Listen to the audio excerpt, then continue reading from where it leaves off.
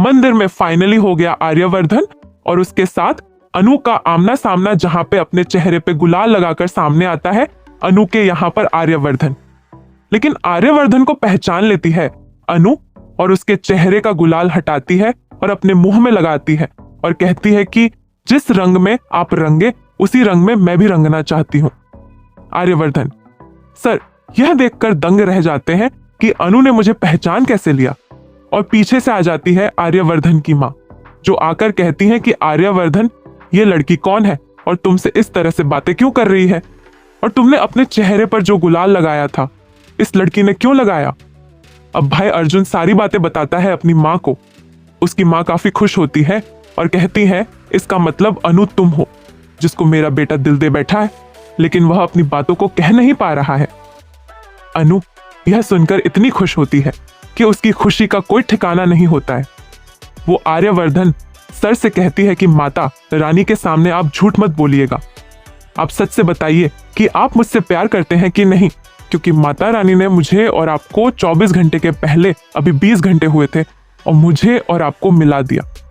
इसका मतलब बात साफ है। मैंने आपसे कहा था अगर हम दोनों मिल जाएंगे तो आप फिरना नहीं कर सकते हैं और ये माता रानी का आखिरी फैसला होगा। भाई उसकी माँ और मानसी के सामने जब यहाँ पर मिल जाते हैं अनु और आर्यवर्धन, तब आर्यवर्धन इस बात की गवाही दे देता है भगवान के सामने कि हाँ मैं भी तुमसे प्यार करता हूं और मैं तुमसे दूर नहीं रह सकता हूं। अब यह सुनकर यहाँ पर अनु बहुत ज्यादा खुश हो जाती है और यहीं पर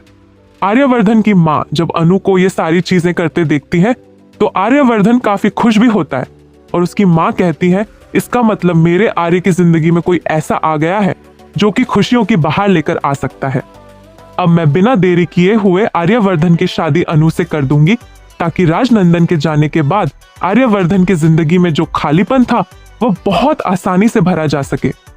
लेकिन हम आपको बता दें कि अब कहानी में दूसरा ट्रैक आने वाला है, क्योंकि भाई पुष्पा जी और अनु के पापा का भी तो शादी में शामिल होना या फिर तैयार होना ही बहुत बड़ी बात होने वाली है। और ये बात कभी यहाँ पर कोई भी क्लैरिफिकेशन नहीं है कि अनु के पापा इस शादी के लिए मान जाएंगे,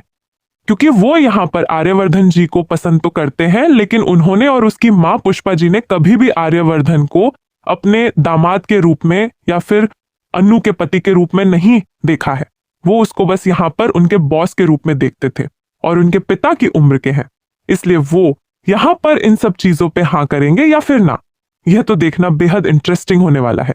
वेल आने वाला एपिसोड बेहद धमाकेदार होगा, क्योंकि अब यहाँ पर जब मीरा को पता चलेगा कि अनु और आर्यवर्धन के बीच में यहाँ पर प्यार की नई शुरुआत हो चुकी है और आर्यवर्धन ने ये चीज एक्सेप्ट कर ली है कि वो अनु से प्यार करते हैं, तब मीरा को लगेगा 440 वोल्ट का झटका। दोस्तों मैंने आपको पहले ही बता दिया था कि अनु जो है वो यहाँ पर आर्यवर्धन के जब करीब जाएगी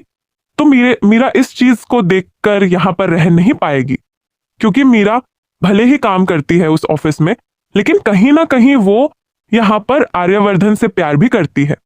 लेकिन वो यहाँ पर उस तरीके से प्यार नहीं करती है, वो दूसरी तरीके से प्यार करती है कि भाई उसको सारा प्रॉपर्टी पैसा चाहिए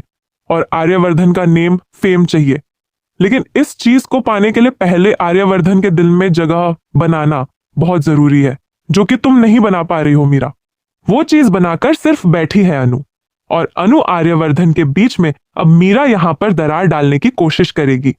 कुछ ऐसे बड़े बड़े कांड करेगी, कुछ ऐसी साजिशें रचेगी जिससे अनु और आर्यवर्धन का जो रिश्ता मजबूती पकड़ रहा है वह पहले ही धराशायी हो जाए और यहाँ पर रिश्ते की इमारत बनने से पहले ही गिरकर चकनाचूर हो जाए। आप बताइए कमेंट करके कि आप क्या चाहते हैं।